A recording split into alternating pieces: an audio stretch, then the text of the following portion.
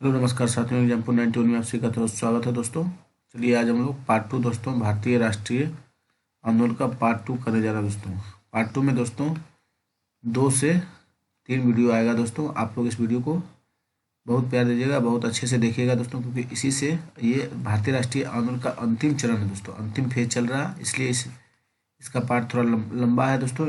ये चैप्टर थोड़ा लंबा है, इसलिए 2-3 पार्ट में आएगा। आप लोग इस वीडियो को जरूर से जरूर देखिएगा और इससे लगभग इसी से क्वेश्चन आने की संभावना रहेगा दोस्तों, 1919 से 1947 एडी तक दोस्तों।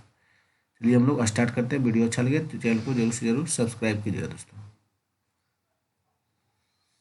चलिए हम लोग स्टार्ट करते हैं।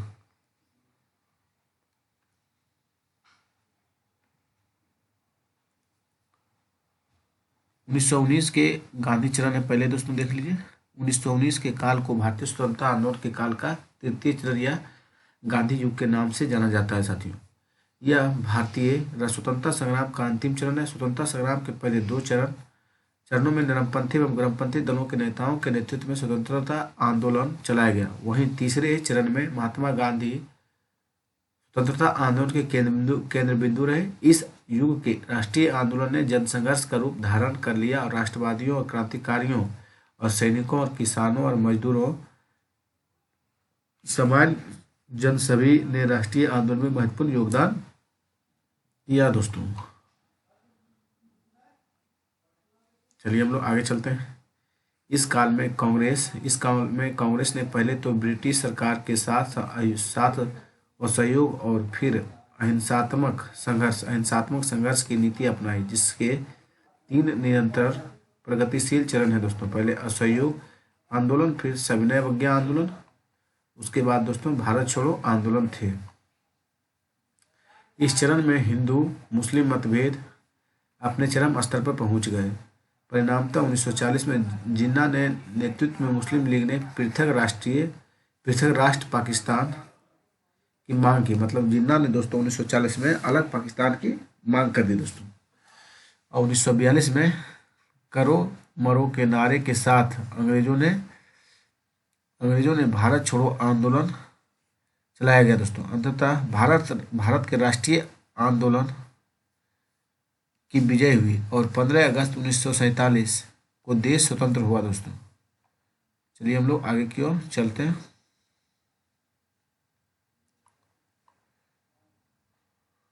गांधी जी के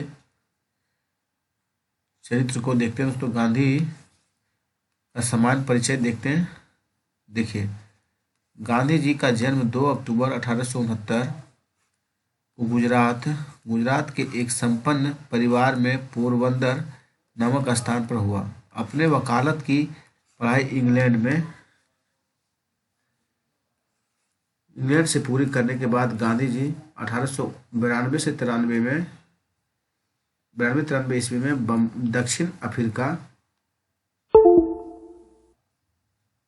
दक्षिण अफ्रीका में व्यापार करने वाले एक भारतीय मुसलमान व्यापारी दादा अब्दुल्ला का मुकदमा लड़ने के लिए डरबन चले गए। डरबन कहाँ है? दक्षिण अफ्रीका में दोस्तों। इस मुकदमे में इन्होंने सफलता हासिल की दोस्तों। नेक्स्ट देखिए, इस दौरान उन्होंने दक्षिण अफ्रीका में भारतीयों के प्रति रंगभेद नीति को स्पष्ट रूप से महसूस किया और वहां प्रत्येक भारतीयों को पंजीकरण प्रमाण पत्र लेना और यह प्रमाण पत्र हर समय अपने पास रखना आवश्यक था दोस्तों। गांधी जी ने इस संबंध में एशियाटिक रजिस्ट्रेशन एक्ट का विरोध किया। 1894 में गांधी जी ने दक्षिण अफ्रीका में नटाल इंडियन कांग्रेस की स्थापना की और रंग भेद की नीति के विरुद्ध आंदोलन भी शुरू किया दोस्तों। अपने सहयोगी जर्मन शिल्पकार कोलेनबाख की मदद से टोल्स्टाय फॉर्म की स्थापना की दोस्तों। वहां रहकर उन्होंने दक्षिण अफ्रीका में इंडियन ओपिनियन अखबार का प्रकाशन किया और 1904 में फिनिक्स आश्रम की स्थापना की। मनसुख लाल हीरालाल नजर इंडियन ओपिनियन पत्रिका के प्रथम संपादक थे दोस्तों। कौन थे? मनसुख लाल हीरालाल जे कानियन दोस्तों इसके प्रथम संपादक थे दोस्तों, इंडियन ओपिनियन पत्रिका के दोस्तों। चलिए हम लोग आगे बढ़ते हैं।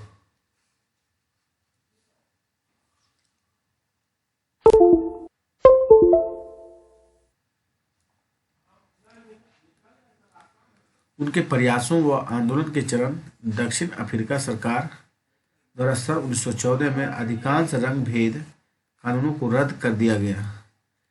अब 1919 में पश्चिमी मूल्यों की आलोचना करते हुए हिंद स्वराज नामक पुस्तक लिखी। इसमें सभी क्षेत्रों में आत्मनिर्भर बनने की सलाह दी। गांधी जी ने इस पुस्तक को ब्रिटिश संसद को बांझ एवं वेश्या की तरह बताया दोस्तों। नेक्स्ट देखिए, विवादित है कि डरमन से प्रिटोरिया जाते समय गांधी जी को अपमानित किया गया और यहीं से उन्हें भारतीयों के नेतृत्व की प्रेरणा मिली थी। महात्मा गांधी ने गिरमिटिया यानी इंडेंचर्ड लेबर प्रणाली के उन्मूलन में महत्वपूर्ण भूमिका अदा की दोस्तों। नेक्स्ट देखिए, गिरमिटिया यानी गिरमिटिया को इंडेंचर्ड लेबर कहते थे दोस्तों। प्रणाली एक अनुबंध श्रम प्रणाली थी। इसके तहत भारतीयों को श्रमिकों के रूप में विभिन्न ब्रिटिश उपनिवेशों उपनिवेश मतलब उसमें कंपनी फैक्ट्री में ले जाया जाता था, उपनिवेशों में भेजा जाता था। गौरतलब है कि ब्रिटिश साम्राज्य का विस्तार दक्षिण अमेरिका और एशिया और अफ्रीका तक था, जहां उन्हें नए श्रमिकों की आवश्यकता थी। किंतु 1807 में ब्रिटेन में दास व्यापार को अमानवीय घोषित कर समाप्त कर दिया गया था। इसके अतिरिक्त 1843 में भारत में दास प्रथा को प्रतिबंधित कर देने से अनुबंध श्रम की एक नई अवधारणा इंडेंचर्ड लेबर प्रणाली का विकास हुआ। ब्रिटिश सरकार ह्यूग ट्रिंकर ने गिरमिटिया मजदूरी को एक नए प्रकार की गुलामी के रूप में परिभाषित किया दोस्तों। नेक्स्ट देखिए, व्यक्ति का कल्याण सबके कल्याण में निहित है। इस वाक्यांश ने गांधी को अत्यधिक प्रभावित किया। गौरतलब है कि यह वाक्यांश जॉन रस्किन की पुस्तक अनटू दिस लास्ट का है दोस्तों। किसका है? अनटू दिस लास्ट का है। इसकी पुस्तक है जॉन रस्किन का दोस्तों। गांधी जी को कुछ गहन धारणाएं इसी पुस्तक में प्रतिबिंबित होती है। इस पुस्तक के विचाराधीन होकर ही गांधी जी सर्वोदय जैसी अवधारणा का विकास किया दोस्तों। नेक्स्ट देखिए, सर्वोदय का आशय सभी प्रकार से उत्थान या कल्याण से था दोस्तों। गांधी जी सभी व्यक्तियों के श्रम करने पर बल देते हैं। वे आर्थिक न्याय हेतु ट्रस्टीशिप के सिद्धांत का अनुसरण करते थे। गांधी जी थोरों के इस विचार से सहमत थे कि सर्वोत्तम सरकार वह है जो सबसे कम शासन करती है। गांधी जी ने सत्ता के विकेंद्रीकरण तथा राज्य के न्यूनतम कार्यक्षेत्र का समर्थन किया। फिर गांधी जी धार्मिक रूढ़िवादिता और धार्मिक कट्टरता और धर्मांधता के विरोधी हैं। उनका धर्म से आशय सभी धर्मों में अंतर्निहित मूल शाश्वत तत्व से है, जो समस्त मानवों के कल्याण का हेतु है। वे सर्वोधर्म समभाव की आवश्यकता को स्वीकार करते हैं। गांधी जी साधन एवं साध्य की पवित्रता पर बल देते हैं। उनके अनुसार साधन एवं साध्य को में अवियोज संबंध है। इसी तरह वे अहिंसा को परिभाषित करते हुए कहते हैं कि मन, वचन और कर्म से ही किसी का अमंगल ना होने देना ही अहिंसा है। चलिए हम लोग आगे नेक्स्ट पेज की ओर कूच करते हैं।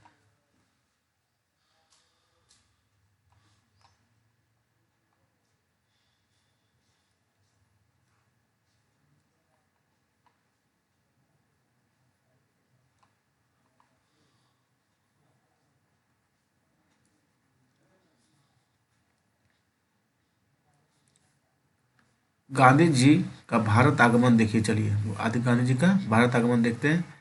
जनवरी 1915 में गांधी जी दक्षिण अफ्रीका से वापस भारत लौटे। यहाँ गोपाल कृष्ण गोखले के विचारों से वे सर्वाधिक प्रभावित हुए और कालांतर में गोखले को गांधी जी ने अपना राजनीतिक गुरु मान मान लिया दोस्तों। गांधी जी जिस समय भारत में आए उस समय प्रथम विश्व युद्ध चल रहा था। गांधी जी अंग्रेजों के समर्थन गांधी जी जो है अंग्रेजों का समर्थन किया तथा भारतीयों को सेना में शामिल होने के लिए प्रोत्साहित किया, जिसके लिए उन्हें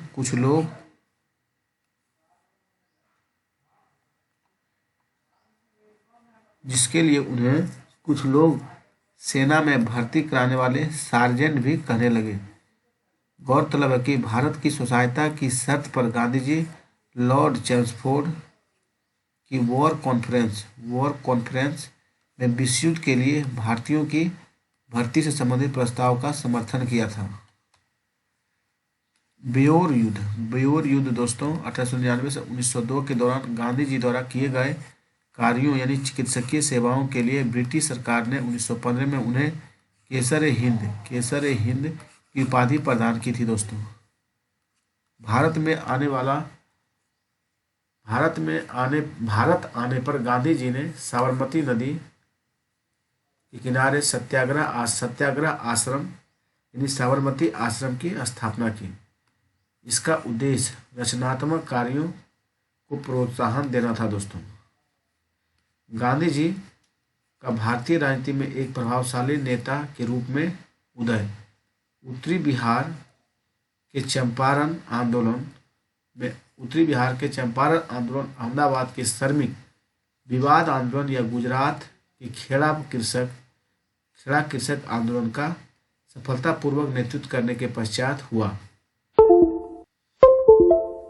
भारत में गांधी जी के प्रारंभिक सत्याग्रह देखिए दोस्तों, ये लोग चर्चा करते हैं। चंपारण सत्याग्रह 1917।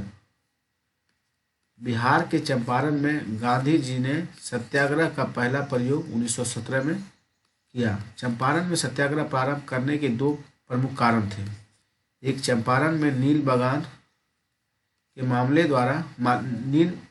के मालिकों द्वारा तकावी ऋण और तिनकठिया व्यवस्था दोस्तों। कृषकों को अपनी जमीन के 3/20वें भाग पर नील की खेती करना अनिवार्य था दोस्तों, के कारण किसानों की स्थिति बहुत दयनीय थी। 19वीं सदी के अंत में जर्मनी में रासायनिक रंगों यानी डाई, उसे क्या बोलते हैं, रासायनिक रंगों को बोलते थे डाई का विकास हो गया, जिससे भारतीय कृषकों द्वारा उगाए गए नील की मांग ठप हो चुकी थी।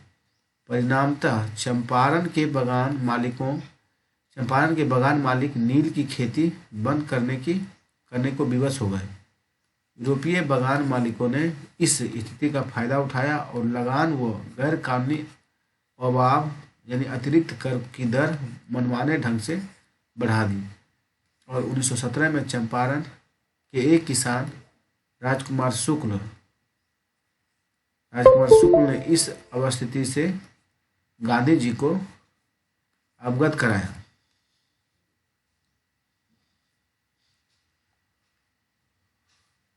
नेक्स्ट देखिए, गांधी चंपारण पहुंचकर कृषकों को समस्याओं से अवगत हुए तथा सरकार को इस समस्या का हल करने के लिए कहा। सरकार ने इस मामले की जांच के लिए एक आयोग गठित किया और गांधी जी को भी इसका सदस्य बनाया गया। नेक्स्ट देखिए, गांधी आयोग को समझाने में सफल रहे कि तिनकठिया पद्धति खत्म होनी चाहिए। गांधी जी के प्रयास से ही किसानों को अंग्रेज नील बगान मालिकों से मुक्ति मिली। चंपारण सत्याग्रह के सफल नेतृत्व के बाद रविन्द्रनाथ टैगोर ने गांधी जी को पहली बार महात्मा कहा। नेक्स्ट देखिए, चंपारण सत्याग्रह में ब्रज किशोर, राजेंद्र प्रसाद, महादेव देसाई और नरहरि पारिख और जेबी कृपलानी अनुग्रह नारायण सिंह सिन्हा और मजरूल हक आदि उनके सहयोगी रहे दोस्तों। फिर से एक बार देखा जाए दोस्तों, क्योंकि ये सजाने के लिए दिया जाता है, इसको याद रखिएगा, BBI है। चंपारण सत्याग्रह में कौन कौन शामिल थे गांधी जी के साथ? ब्रजकिशोर, राजेंद्र प्रसाद, महादेव देसाई, नरहरि पारिख, JB कृपलानी और अनुग्रह नारायण सिन्हा, मजरूल हक आदि उनके सहयोगी थे दोस्तों। चलिए हम लोग नेक्स्ट पेज की ओर कूच करते हैं।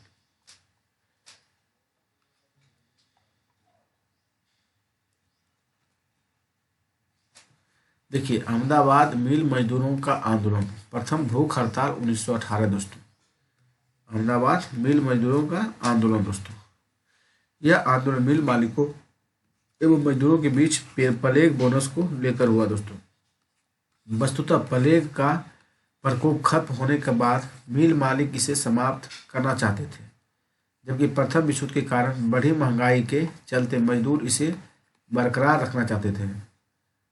तथ्यों की गहराई से जांच करने के बाद गांधी जी 35% बोनस की मांग की थी और मिल मालिकों ने 20% बोनस देने की घोषणा की और यह भी कहा कि जो इसे स्वीकार नहीं करेगा उसे नौकरी से निकाल दिया जाएगा। गांधी जी इससे क्षुब्ध हुए तथा उन्होंने मजदूरों को हड़ताल पर जाने को कहा। सारे मामले को न्यायाधिकरण ट्रिब्यूनल को सौंप दिया गया दोस्तों। न्यायाधिकरण ने भी 35% बोनस देने को कहा। न्यायाधिकरण ने भी दोस्तों 35% बोनस देने को कहा। इस पूरे आंदोलन में अम्बालाल साराभाई की बहन अनसुईया बेन गांधी जी की मुख्य सहयोगी रही दोस्तों। इस आंदोलन में अम्बालाल साराभाई की बहन अनसुईया बेन गांधी जी की मुख्य सहयोगी रही थी। आगे चलिए हम लोग चलते हैं। खेड़ा सत्याग्रह साथियों प्रथम असहयोग आंदोलन 1918 था।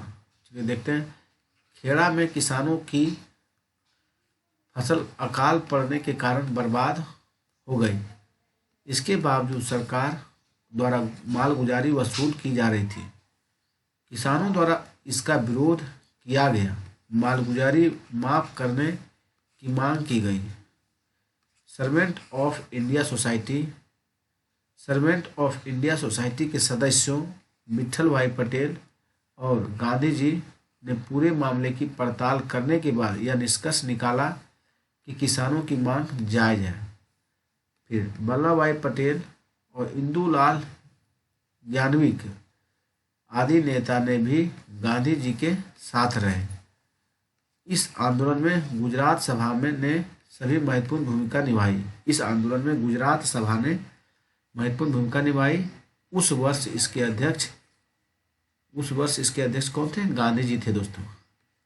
इसी बीच सरकार द्वारा गुप्त निर्देश जारी किया गया कि लगान उन्हीं से वसूल किया जाए जो देने की स्थिति में है।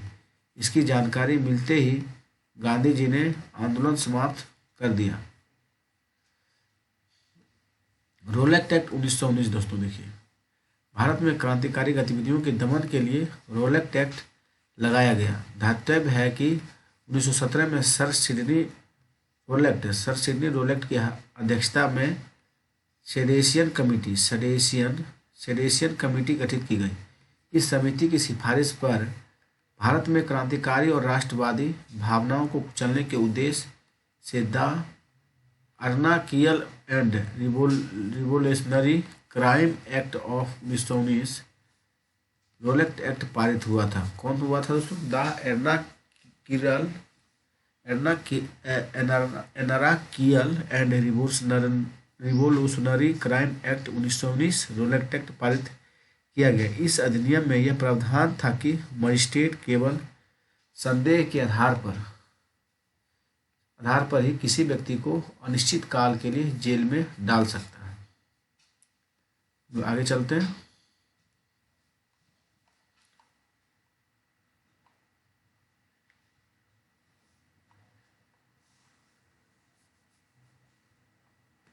इसे बिना वकील, बिना दलील और बिना अपील का कानून कहा जाता है।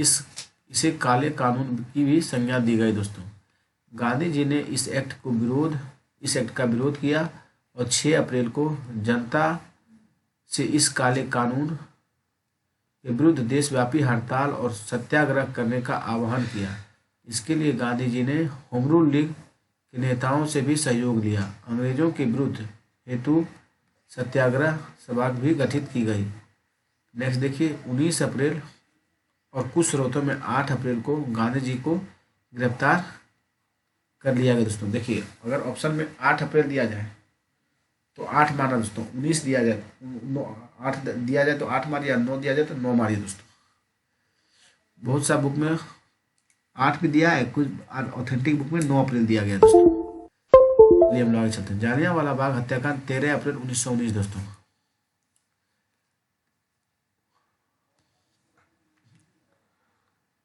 9 अप्रैल, अब कुछ स्रोतों में 10 अप्रैल को पंजाब, अगर 10 नहीं रहे तो 9 मारिए दोस्तों, 9 नहीं रहे तो 10 मारिए, मारना है अगर ऑप्शन में दिया जाए दोस्तों। 9 अप्रैल या कुछ स्रोतों में 10 अप्रैल को पंजाब के 2 लोकप्रिय नेता डॉक्टर सतपाल और डॉक्टर शरीफुद्दीन किचलू को सरकार ने गिरफ्तार कर लिया। नेक्स्ट देखिए, इसकी गिरफ्तारी के विरोध में 13 अप्रैल 1919 को बैसाखी के दिन अमृतसर के जालियांवाला बाग में एक विशाल सभा का आयोजन हुआ था और जनरल डायर ने इसे अपने आदेश की अवहेलना समझा तथा सभा स्थल पहुंचकर निहत्थी जनता पर गोली चलाने का आदेश दिया। सरकारी आंकड़ों के अनुसार मरने वाले की संख्या 369 थी, लेकिन वास्तव में इससे कहीं ज़्यादा लोग मारे गए। गांधी जी को लगा कि कहीं पूरा देश हिंसा की चपेट में ना आ जाए, अतः उन्होंने 18 अप्रैल को आंदोलन वापसी की घोषणा की। इस नरसंहार के विरोध में रविन्द्रनाथ टैगोर ने ब्रिटिश सरकार द्वारा नाइटहुड की उपाधि वापस कर दी। दीनबंधु और C.F. एंड्रूज ने इस हत्याकांड को जानबूझकर की गई हत्या कहा और शंकर नायर वायसराय की कार्यकारिणी के सदस्य पद से त्यागपत्र दे दिए दोस्तों। कौन थे? शंकर नायर दोस्तों, VVI दोस्तों। गांधी जी ने केसर हिंद की उपाधि वापस कर दी। इस हत्याकांड की जांच हेतु कांग्रेस ने मदन मोहन मालवीय की अध्यक्षता में एक समिति गठित की। समिति के अन्य सदस्यों में मोतीलाल नेहरू, महात्मा गांधी, C.R. दास, अब्बास तैयबजी और M.R. जयकर इत्यादि थे। कांग्रेस की जांच समिति ने अपनी रिपोर्ट में जनरल डायर की निंदा की तथा उसके निर्णय को विवेकहीन एवं भावावेश में उठाया गया कदम था। चलिए हम लोग आगे बढ़ते हैं।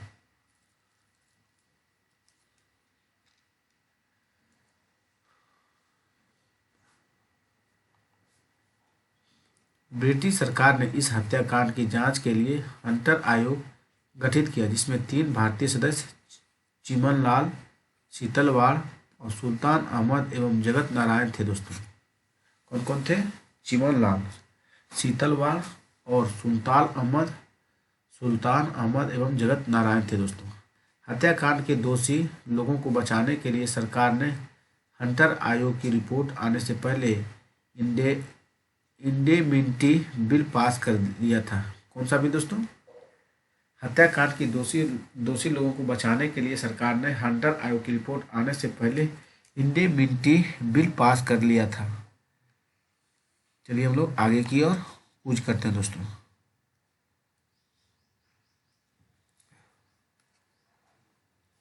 हंटर आयोग ने अपनी रिपोर्ट में लिखा, अमृतसर की तत्कालीन परिस्थितियों में मार्शल लॉ लागू करना और बढ़ती भीड़ को नियंत्रित करने हेतु गोली चलाना आवश्यक हो गया था, लेकिन डायर ने अपने कर्तव्य को गलत समझा और तर्कसंगत आवश्यकता से अधिक बल का प्रयोग किया। फिर भी इसे ईमानदारी से जो उचित समझा वही किया। फिर नेक्स्ट देखिए, सजा के तौर पर डायर को नौकरी से बर्खास्त किया गया है। ब्रिटेन के हाउस ऑफ लॉर्ड्स ने डायर की प्रशंसा में भाषण दिए गए तथा सम्मानार्थ तलवार, सोर्स ऑफ ऑनर और 2600 पाउंड की धनराशि दी गई दोस्तों। नोट देखिए, यूसीजी नेट से जुड़ी कई प्रमाणिक पुस्तकों में यूसीजी नेट की जुड़ी कई प्रमाणिक पुस्तकों में इस बात का जिक्र है कि ब्रिटिश संसद ने जनरल डायर को 2600 पाउंड की धनराशि प्रदान की थी। वहीं कुछ अन्य पुस्तकों एवं लेखकों ने इस बात का जिक्र तो नहीं की ब्रिटिश संसद ने डायर को कितनी राशि प्रदान की, किंतु वे ये कहते हैं कि मॉर्निंग पोस्ट नामक अखबार ने धनराशि एकत्रित करने का कार्य शुरू किया था। यह राशि 26,000 पाउंड थी। हालांकि बिपिन चंद्र ने मॉर्निंग पोस्ट के संदर्भ में 30,000 पाउंड का राशि का जिक्र किया है दोस्तों। सरदार उधम सिंह मार्च 1940 में कैक्स्टन हॉल में माइकल ओ डायर 1919 में पंजाब का लेफ्टिनेंट गवर्नर थे उस समय दोस्तों, जब गोली चलवाए थे, कि गोली मारकर हत्या कर दी। तत्पश्चात उन्हें गिरफ्तार कर 31 जुलाई 1940 को लंदन के पेंटोन विले जेल में फांसी दे दी गई दोस्तों। नेक्स्ट चलिए, खिलाफत आंदोलन देखिए। खिलाफत आंदोलन विश्व एवं भारत के मुसलमान तुर्की के सुल्तान को इस्लामी साम्राज्य की खलीफा मानते थे, लेकिन प्रथम विश्व युद्ध की समाप्ति के बाद मित्र राष्ट्रों ने तुर्की के साथ सेवरे की संधि के तहत तुर्की का विभाजन कर दिया और खलीफा के पद को समाप्त कर दिया। नेक्स्ट देखिए, मित्र राष्ट्रों के रवैये से भारतीय मुसलमान सहित विश्व के सभी मुस्लिमों में रोष की लहर दौड़ उठी। भारतीय मुसलमान ने तुर्की के ओटोमन साम्राज्य की रक्षा एवं खलीफा के पद को बनाए रखने हेतु आंदोलन शुरू कर दिया। नेक्स्ट देखिए, 1919 में अली बंधुओं और मोहम्मद अली और शौकत अली और मौलाना आज़ाद हकीम अजमल खां हसरत मोहानी के नेतृत्व में खिलाफत कमेटी का नेतृत्व किया गया। नेक्स्ट देखिए, नवंबर 1919 में दिल्ली में खिलाफत कमेटी का अखिल भारतीय सम्मेलन आयोजित किया गया, जिसकी अध्यक्षता गांधी जी द्वारा की गई। गांधी जी इसे हिंदू मुस्लिम एकता को बनाए रखने का सुनहरा अवसर माना। फिर नेक्स्ट देखिए, जून 1920 में खिलाफत कमेटी के इलाहाबाद सम्मेलन में गांधी जी ने ब्रिटेन के खिलाफ असहयोग आंदोलन प्रारंभ करने का अधिकार दिया गया। आंदोलन के नेतृत्वकर्ता के रूप में गांधी जी को चुना गया दोस्तों। चलिए नेक्स्ट टॉपिक देखते हैं हम लोग। 1924 में यह आंदोलन उस समय समाप्त हो गया जब तुर्की के कमाल पाशा के नेतृत्व में बनी सरकार ने खलीफा पद को समाप्त कर दिया। तुर्की के कमाल पाशा के नेतृत्व में बनी सरकार ने खलीफा के पद को समाप्त कर दिया। नेक्स्ट देखिए, असहयोग आंदोलन 1920-21। दिसंबर 1920 में कांग्रेस के नागपुर अधिवेशन में असहयोग आंदोलन को प्रस्ताव पारित कर दिया। नागपुर में असहयोग आंदोलन की पुष्टि के साथ साथ दो महत्वपूर्ण निर्णय लिए गए। पहले निर्णय के अनुसार स्वशासन का लक्ष्य तय कर ब्रिटिश साम्राज्य के भीतर और आवश्यक हो तो उसके बाहर स्वराज का लक्ष्य घोषित किया गया। स्वशासन का लक्ष्य तय कर ब्रिटिश साम्राज्य के भीतर और आवश्यक हो तो उसके बाहर स्वराज का लक्ष्य घोषित किया गया। इस प्रकार कांग्रेस ने पहली बार संवैधानिक दायरे से बाहर आकर जन संघर्ष को अपनाया। दूसरे में देखिए, दूसरे निर्णय के अनुसार कांग्रेस ने रचनात्मक कार्यक्रमों की एक सूची तैयार की। सभी वयस्क को कांग्रेस का सदस्य बनाना। फिर नेक्स्ट देखिए, एक अखिल भारतीय कांग्रेस कार्यकारिणी समिति का गठन किया गया। भाषाई आधार पर प्रांतीय कांग्रेस समितियों का पुनर्गठन। फिर स्वदेशी वस्तुओं मुख्यतः हाथ की कताई बुनाई को प्रोत्साहन और चरखे तक खादी का प्रयोग शुरू किया गया। यथासंभव हिंदी भाषा का भी प्रयोग आदि। नेक्स्ट देखिए, स्वराज की प्राप्ति हेतु कांग्रेसियों ने संवैधानिक उपायों के साथ साथ सरकार को कर देने से मना करने व सीधी कार्रवाई जैसी गतिविधियों को अपनाने पर जोर दिया। नेक्स्ट देखिए, विदेशी कपड़ों और सार्वजनिक होली जलाई गई, मतलब विदेशी कपड़ों की सार्वजनिक होली जलाई गई। विदेशी कपड़ों की दुकानों पर धरने दिए गए। थोड़े ही समय में विदेशी कपड़ों का आयात घटकर आधा रह गया। इस संदर्भ में गांधी जी ने कहा कि विदेशी वस्त्रों की बर्बादी ही उसके साथ सर्वोत्तम व्यवहार है। पूरे देश में आचार्य नरेंद्र देव और CR दास और लाला लाजपत राय और जाकिर हुसैन तथा सुभाष चंद्र बोस के नेतृत्व में विभिन्न शिक्षण संस्थानों की स्थापना की गई। नेक्स्ट देखिए, देश के कई प्रख्यात वकीलों ने अपनी वकालत छोड़ दी। इसमें मोतीलाल नेहरू, CR दास, C राजगोपालाचारी, सैफुद्दीन किचलू, वल्लभ भाई पटेल, आसफ अली और टी प्रकाशम व राजेंद्र प्रसाद प्रमुख थे। फिर देखिए, गांधी जी ने असहयोग आंदोलन 1 अगस्त 1920 को प्रारंभ किया।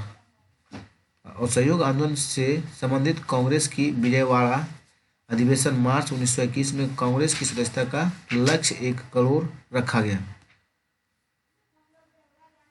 और इस अधिवेशन में गांधी जी ने धोती कुर्ता पहनना छोड़ दिया और एक लंगोटी पहनने लगे और जीवन भर अर्धनग्न फकीर की तरह रहे। चलिए हम लोग आगे की ओर चलते हैं। असहयोग आंदोलन के प्रमुख कार्यक्रम 2 रूपों में रहे। प्रथम सकारात्मक, द्वितीय नकारात्मक। दोस्तों, सकारात्मक देखिए, राष्ट्रीय विद्यालयों तथा पंचायती अदालतों की स्थापना। नेक्स्ट देखिए, अस्पृश्यता का विरोध, हिंदू मुस्लिम एकता, स्वदेशी का प्रचार प्रसार, खादी वस्त्रों के निर्माण एवं उपयोग को प्रोत्साहन देना, शराबबंदी। दोस्तों, हाँ, नकारात्मक इसके पहलू कौन थे? सरकारी उपाधि, प्रशस्ति और पत्रों को लौटाना और सरकारी स्कूलों और कॉलेजों और अदालतों और विदेशी कपड़ों आदि का बहिष्कार। दोस्तों, ये सब नकारात्मक कारण थे। सरकारी उत्सवों और समारोहों का बहिष्कार, फिर विदेशी वस्तुओं का बहिष्कार और अब एक नैतिक पदों तथा स्थानीय निकायों के नामांकित पदों से त्यागपत्र। तिलक ने असहयोग आंदोलन को समर्थन दिया, परंतु इसका परिणाम नहीं देख सके। वस्तुतः असहयोग आंदोलन की शुरुआत के समय 1 अगस्त 1920 को तिलक की मृत्यु हो गई। कांग्रेस को तिलक की मृत्यु का एक बड़ा सदमा झेलना पड़ा। उनकी स्मृति में असहयोग आंदोलन को आर्थिक सहायता प्रदान करने के लिए तिलक स्वराज फंड की स्थापना की गई थी। दोस्तों, 1919 के भारत शासन अधिनियम द्वारा स्थापित केंद्रीय और प्रांतीय विधानमंडलों तथा कांग्रेस द्वारा गांधी जी के निर्देशानुसार बहिष्कार किया गया था और कांग्रेस 1920 के चुनावों में भाग नहीं लिया। 1921 में लॉर्ड रीडिंग को भारत का वायसराय बनाए जाने पर दमन चक्र और बढ़ गया। मुख्य नेताओं को जेल में बंद कर दिया गया। परिणामतः जगह जगह पर लाठीचार्ज, मारपीट, हत्याकांड प्रारंभ हो गए। पंजाब के गुरुद्वारों पर भ्रष्ट महंतों का कब्जा समाप्त करने के लिए सिखों द्वारा अकाली आंदोलन नामक एक अहिंसक आंदोलन चलाया गया। असम के चाय बागानों के मजदूरों को हड़ताल कर दी। मेदिनीपुर के किसानों को यूनियन बोर्ड को कर देने से इनकार कर दिया। उत्तरी केरल के मालाबार क्षेत्र और मोपला कहे जाने वाले मुस्लिम किसानों ने शक्तिशाली जमींदारों के विरुद्ध आंदोलन शुरू कर दिया तथा आंध्र प्रदेश में वन कानून के खिलाफ आंदोलन चलाया गया। गांधी जी ने 1 फरवरी 1922 को घोषणा की अगर 7 दिनों के भीतर राजनीतिक बंदी रिहा नहीं किए गए और प्रेस पर से सरकार ने नियंत्रण समाप्त नहीं किया तो वे करों की अदायगी रोकने समेत सामूहिक रूप से बारदोली में एक सविनय अवज्ञा आंदोलन शुरू कर देंगे। परंतु इसी समय चोरा चोरी कांड हो गया, जिसके कारण गांधी जी ने असहयोग आंदोलन वापस ले लिए।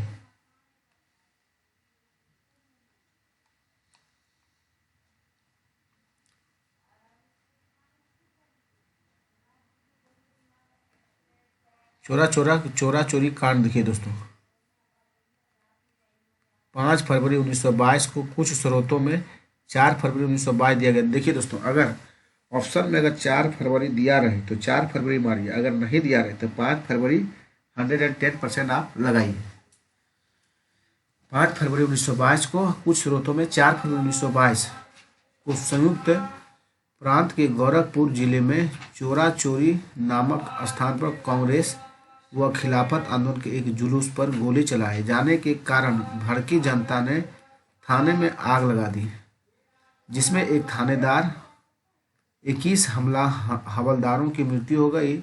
बढ़ती हिंसक गतिविधियों को देखते हुए गांधी जी ने बारदोली में कांग्रेस कार्य समिति की बैठक बुलाई, जिसमें चोरा चोरी कांड के कारण सामूहिक सत्याग्रह का और सहयोग आंदोलन स्थगित करने का प्रस्ताव पारित किया गया। 12 फरवरी 1922 को असहयोग आंदोलन समाप्त हो गया दोस्तों। नेक्स्ट देखिए, मोतीलाल नेहरू, CR दास और जवाहरलाल नेहरू, सुभाष चंद्र बोस जैसे नेताओं ने गांधी जी के इस कदम की आलोचना की। देश के विभिन्न भागों में मिलीजुली इस प्रतिक्रिया हुई। स्थिति का लाभ उठाते हुए सरकार ने कड़े कदम उठाने का निश्चय किया। 10 मार्च 1922 को गांधी जी गिरफ्तार कर लिए गए और 18 मार्च 1922 को अहमदाबाद के सेशन जज बूमफील्ड की अदालत में गांधी जी पर मुकदमा चलाया गया और 6 वर्ष की सजा दी गई। 5 फरवरी 1924 को बीमारी के कारण गांधी जी को समय से पूर्व छोड़ दिया गया। असहयोग आंदोलन का महत्व चलिए देखते हैं। असहयोग आंदोलन की राष्ट्रीय आंदोलन में महत्वपूर्ण भूमिका रही। इसने राष्ट्रीय आंदोलन को जन आंदोलन में परिवर्तित कर दिया। आंदोलन ने देश की स्वतंत्रता की ओर अग्रसर किया। लोगों ने निर्भीकता व उत्साह का संचार हुआ। जनता को अपनी वास्तविक शक्ति का आभास हुआ। आगे चलकर ऐसे ही तरीकों से स्वतंत्रता प्राप्ति की जा सकती है। स्वराज पार्टी के बारे में चर्चा करते हैं। स्वराज असहयोग आंदोलन की समाप्ति और गांधी जी की गिरफ्तारी के बाद देश के वातावरण में एक अजीब निराशा का माहौल बन गया। ऐसी स्थिति में मोतीलाल नेहरू तथा CR दास ने एक नई विचारधारा को जन्म दिया। कांग्रेस ने विधानमंडलों के भीतर प्रवेश कर अंदर से लड़ाई का विचार प्रस्तुत किया तथा 1923 के चुनावों के माध्यम से विधानमंडल में पहुंचने की योजना बनाई। ये क्वेश्चन पूछा गया था दोस्तों BPSC 2.0 में दोस्तों। 1922 में कांग्रेस के गया अधिवेशन में बहुमत के साथ इस योजना को स्वीकार कर दिया और CR दास ने कांग्रेस की अध्यक्षता से त्यागपत्र दे दिए और एक नई पार्टी कांग्रेस खिलाफत स्वराज पार्टी के गठन की घोषणा की। इस पार्टी के बाद स्वराज पार्टी मार्च 1923 के नाम से जाने लगा। CR दास इसके अध्यक्ष और मोतीलाल नेहरू इसके महासचिव थे दोस्तों। नेक्स्ट देखिए, दायित्व है कि लोगों जो विधान परिषदों में प्रवेश की वकालत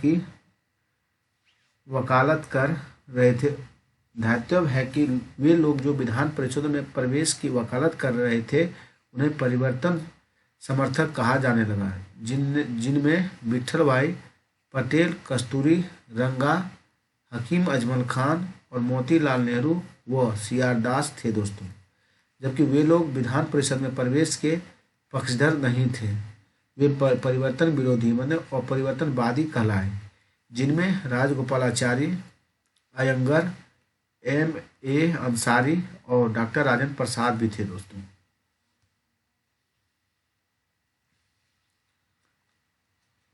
चलिए हम लोग चलते हैं नॉर्थ। उल्लेखनीय है कि मोहम्मद अली जिन्ना ने केंद्रीय विधान में स्वराज दल का समर्थन किया दोस्तों। उल्लेखनीय है कि मोहम्मद अली जिन्ना ने केंद्रीय विधानसभा में स्वराज दल का समर्थन किया था। सितंबर 1923 में दिल्ली में हुए कांग्रेस के विशेष अधिवेशन की अध्यक्षता मौलाना आज़ाद ने की थी, जिसमें स्वराज पार्टी को मान्यता प्रदान कर दी गई थी। परिणाम स्वरूप कांग्रेस पुनः विभाजन से बच गई। परिणाम स्वरूप जो है दोस्तों, कांग्रेस पुनः विभाजन से बच गई। नेक्स्ट देखिए, स्वराजियों ने 1923 के विधानमंडल चुनावों में हिस्सा लेते समय जारी किए गए अपने घोषणा पत्र में यह प्रतिज्ञा की कि वे केंद्रीय विधानसभा व प्रांतीय परिषदों के द्वारा सरकार के कामकाज को बाधित करने के लिए सतत और सुसंगत और अविरल नीति का पालन करेंगे। नवंबर 1923 के चुनावों में स्वराजियों ने हिस्सा लेकर अच्छा प्रदर्शन किया। केंद्रीय विधानमंडल की 101 निर्वाचित सीटों में से कांग्रेस 42 पर जीत हासिल की दोस्तों।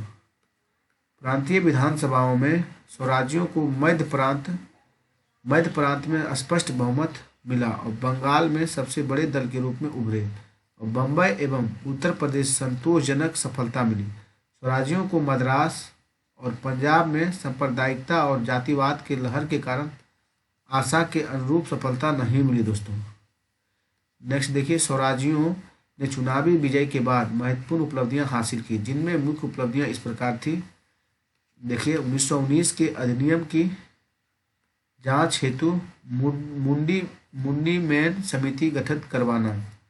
1919 के अधिनियम की जांच हेतु मुंडी मैन समिति का गठित करवाना दोस्तों। फिर दूसरा, दमनात्मक कानूनों को समाप्त करवाने के लिए संघर्ष। फिर श्रमिकों की स्थिति को बेहतर बनाना, मजदूर संघों की सुरक्षा करना। और स्वराजियों ने उत्तरदायी शासन की स्थापना हेतु गोलमेज सम्मेलन बुलाने की सुझाव दिया। नेक्स्ट देखिए, मोंटेस्क्यू चेम्सफोर्ड की सुधार की खामियों को उजागर किया। और नेक्स्ट है 1923-24 में नगर पालिका और स्थानीय निकायों में हुए चुनावों में कांग्रेस को विशेष सफलता मिली।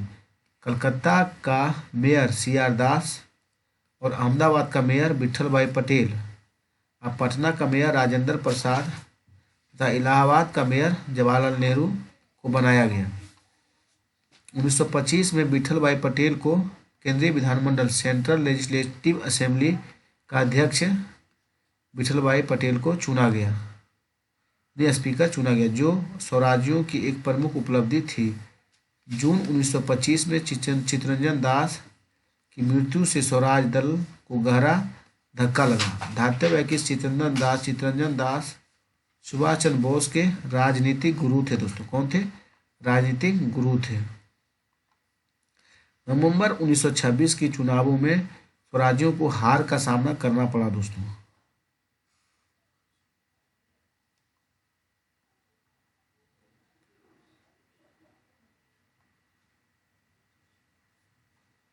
देखिए, लाहौर अधिवेशन में पारित प्रस्तावों और सविनय अवज्ञा आंदोलन छिड़ जाने के कारण 1930 में स्वराजियों ने विधानमंडल का दामन छोड़ दिया।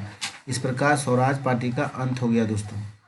गांधी दास पैक्ट 1924 देखिए, गांधी दास पैक्ट 1924 क्या था?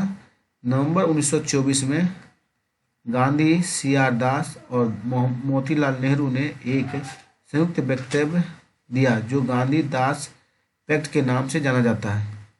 इसकी मुख्य बातें विधानसभाओं के भीतर स्वराज पार्टी को कांग्रेस के नाम तथा इसके अभिन्न अंग के रूप में कार्य करने का अधिकार प्रदान किया। इस एक्ट की दूसरी विशेषता यह थी कि इसमें यह कहा गया था कि असहयोग अब राष्ट्रीय कार्यक्रम नहीं रहेगा। इसके अतिरिक्त ऑल इंडिया स्पिनर्स एसोसिएशन को संगठित करने तथा चरखे व करघे का प्रचार प्रसार करने की जिम्मेदारी गांधी को सौंपी गई।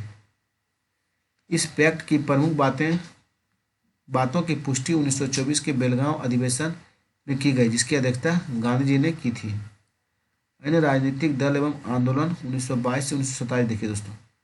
इंडियन लिबरल फेडरेशन 1922 में कुछ उदारवादी नेताओं ने सुरेंद्रनाथ बनर्जी के नेतृत्व में भारतीय राष्ट्रीय कांग्रेस से पृथक होकर इंडियन लिबरल फेडरेशन यानी भारतीय उदार संघ का गठन किया।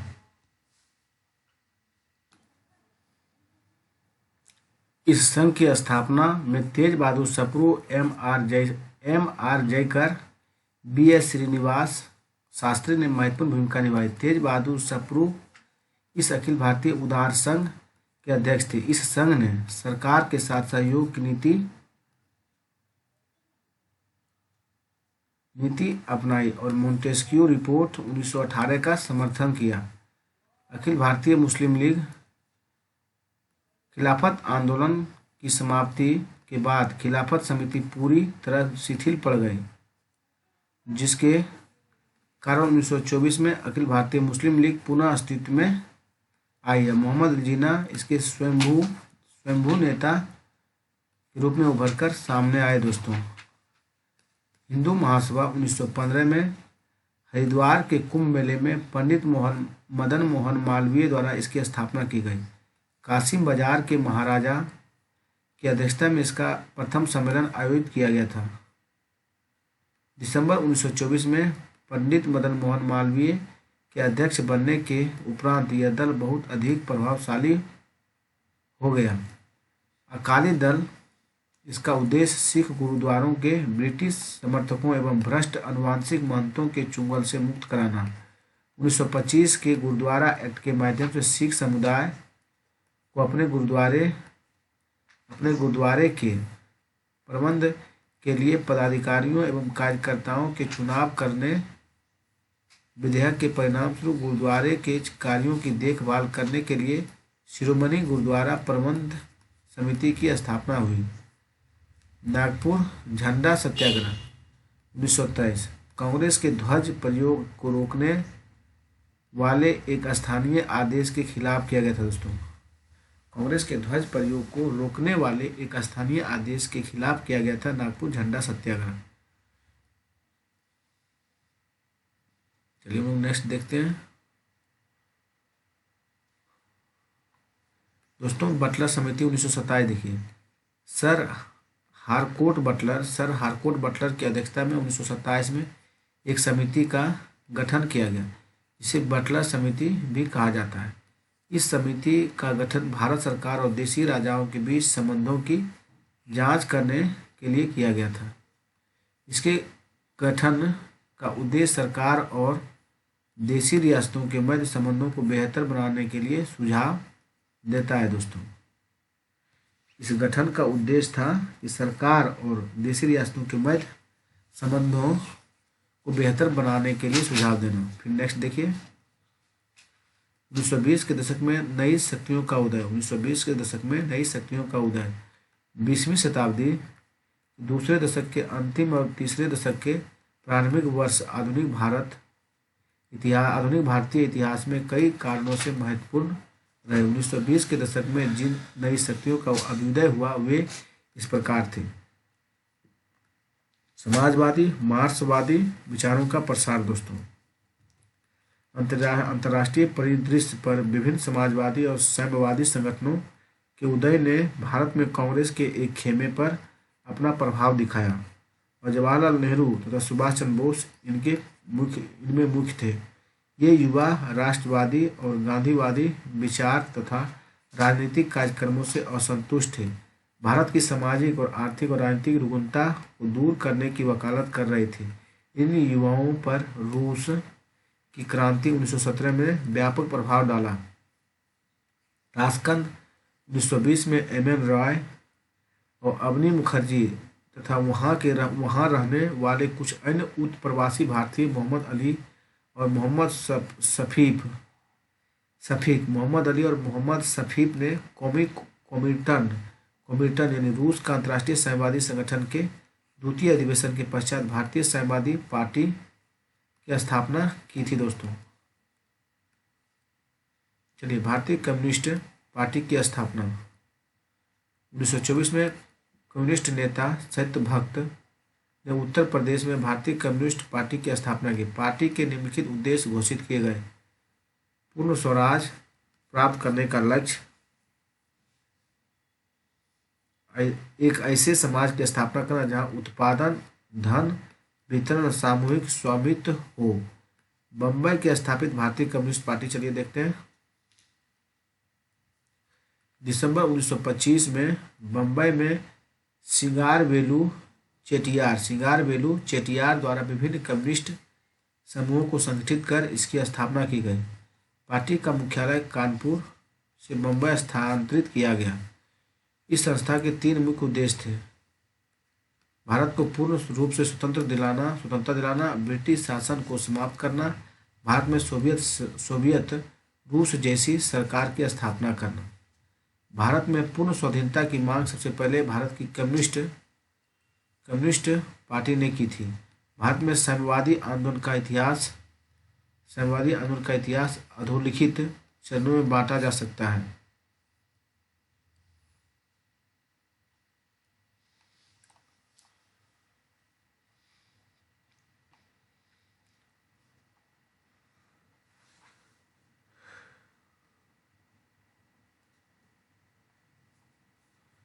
प्रथम चरण देखिए, 3 षड्यंत्रों का काल है। पहले पेशावर षड्यंत्र केस हुआ दोस्तों 1922 से 23। यह केस मास्को से कम्युनिस्टों के भारत आने की पृष्ठभूमि पर ब्रिटिशों द्वारा चलाया गया। इसके तहत कुछ लोगों को गिरफ्तार कर उन पर मुकदमा चलाने हेतु पेशावर लाया गया। नेक्स्ट देखिए, यह मुकदमा 1922-23 में पेशावर षड्यंत्र के नाम से जाना जाता है। कानपुर षड्यंत्र केस 1924 देखिए, कम्युनिस्टों के बढ़ते प्रभाव को रोकने के लिए कानपुर में एक षड्यंत्र को आधार बनाकर कुछ कम्युनिस्टों पर मुकदमा चलाया गया। इन पर भारतीय क्रांतिकारी संगठन की स्थापना करने का आरोप था। जैसे देखिए, SS टांगे, मुजफ्फर अहमद, शौकत उस्मानी, नलीन गुप्ता तथा कई अन्य साम्यवादियों को कानपुर बोल्शेविक षड्यंत्र केस में कारावास की सजा सुनाई। फिर मेरठ षड्यंत्र केस देखिए, मेरठ षड्यंत्र के 1929 से 33। 20 मार्च 1929 को भारत सरकार ने देश भर में 32 कम्युनिस्टों को गिरफ्तार किया। इसमें आधे तो राष्ट्रवादी और व्यापार संघ के लोग थे। इन कम्युनिस्टों ने इस बात की घोषणा की कि वे क्रांतिकारी और ब्रिटिश साम्राज्यवाद को समाप्त करना चाहते हैं। कांग्रेस कार्यकारिणी ने इनके मुकदमे के लिए एक केंद्रीय सुरक्षा समिति का गठन किया। जेल में इनसे मिलने गए कांग्रेसियों ने साम्यवादियों के विरुद्ध सरकार द्वारा लाए गए सार्वजनिक सुरक्षा विधेयक पब्लिक सेफ्टी बिल को केंद्रीय विधानसभा में पारित नहीं होने दिया। उल्लेखनीय है कि मेरठ षड्यंत्र केस की समस्त संसार में चर्चा हुई और अभियुक्तों के समर्थन में Albert Einstein, H.G. Wells, Harold Laski तथा रूजवेल्ट ने सहानुभूतिपूर्ण टिप्पणियां की। द्वितीय चरण देखिए,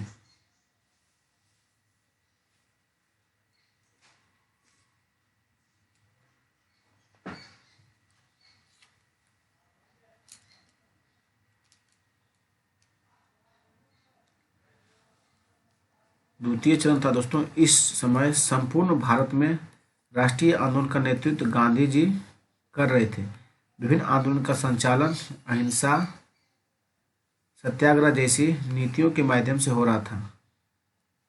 व्यवहार में आक्रामक होने के कारण साम्यवादियों ने गांधी जी को बुर्जुआ वर्ग का नेता घोषित कर दिया।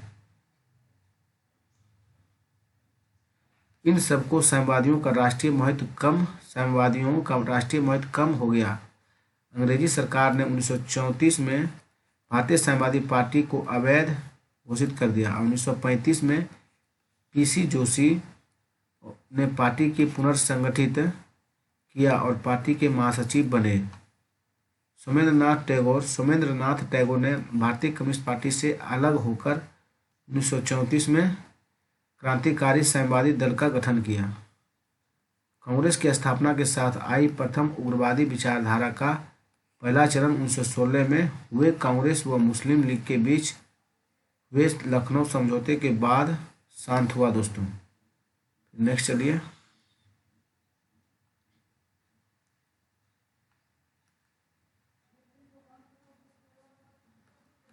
1922 में असहयोग आंदोलन के स्थगन के बाद आई राजनीतिक शून्यता के माहौल में उग्रवादी विचारधारा फिर से पनप उठी। वैश्विक राजनीति से पनपी रूस, मिस्र और आयरलैंड और चीन और तुर्की क्रांतिकारी विचारधारा ने युवाओं को प्रेरित किया है। इन युवाओं ने हिंसा के द्वारा ब्रिटिश साम्राज्य को उखाड़ फेंकने की नीति पुनः अपनाई।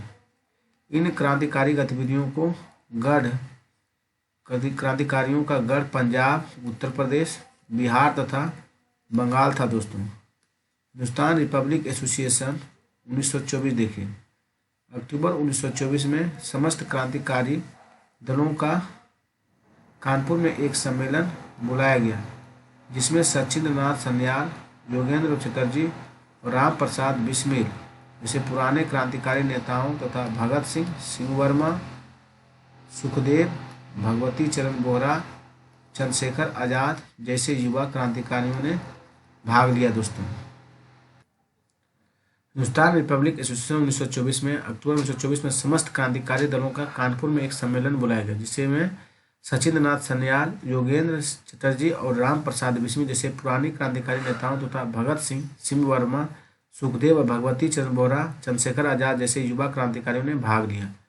नेक्स्ट देखिए। 1924 में हिंदुस्तान रिपब्लिक एसोसिएशन का कानपुर में गठन हुआ और बंगाल, बिहार, उत्तर प्रदेश, पंजाब, मद्रास आदि प्रांतों में इसकी शाखाएं स्थापित की गई। इस संस्था की 3 मुख्य आदर्श निम्नलिखित हैं।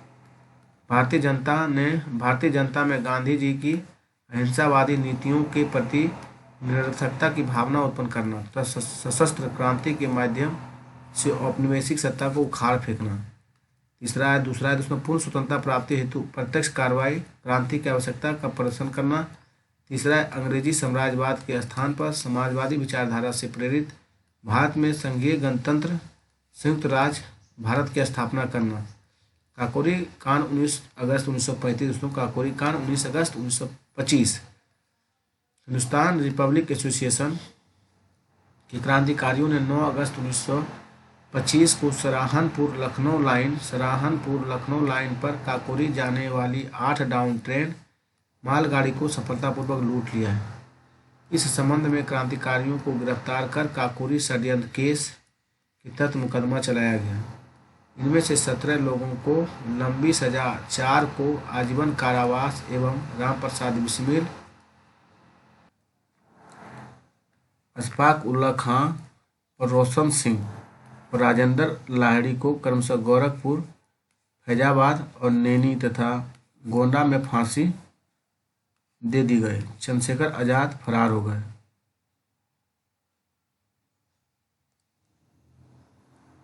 काकोरी केस के अभियुक्तों के बचाव हेतु गोविंद बल्लभ पंत की अध्यक्षता में बचाव समिति का गठन किया गया।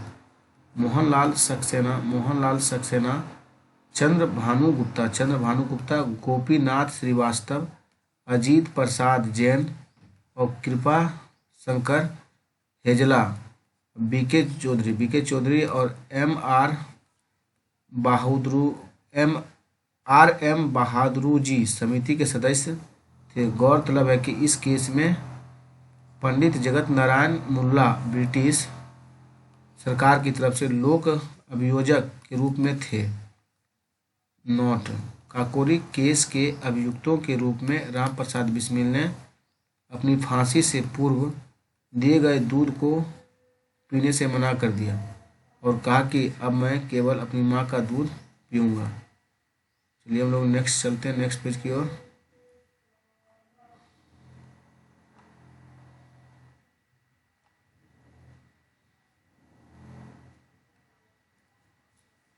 Hindustan socialist republic association, Hindustan socialist, यहाँ देखिए सोशलिस्ट लगा हुआ है, सोशलिस्ट रिपब्लिक एसोसिएशन HRA 1928 को गठन किया गया इसका दोस्तों।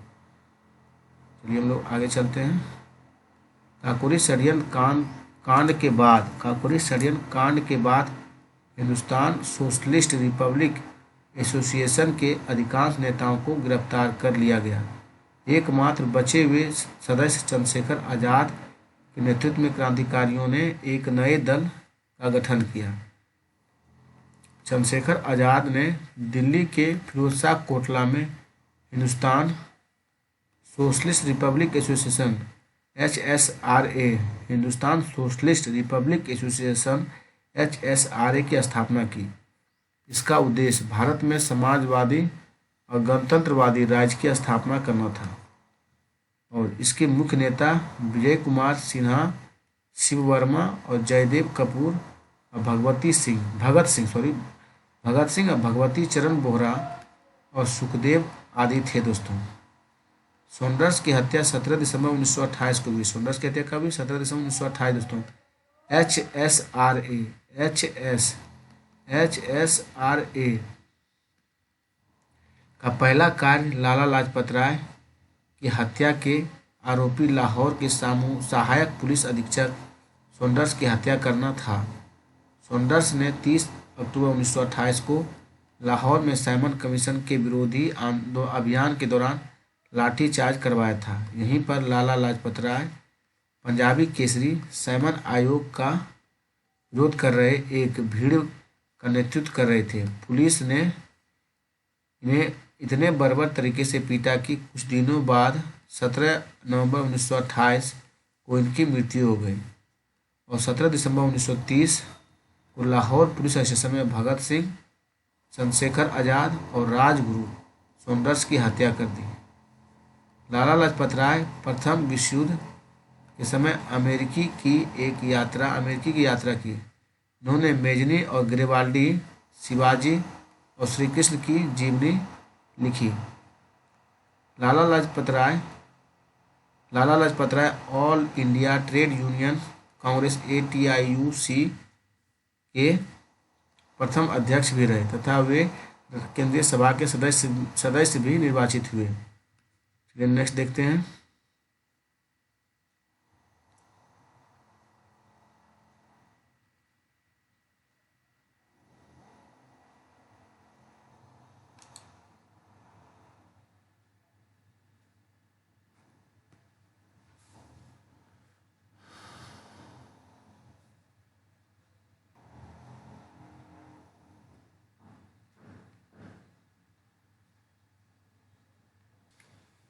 चौदह भी बहन 14 लगले कैंसिल हो रहे माइक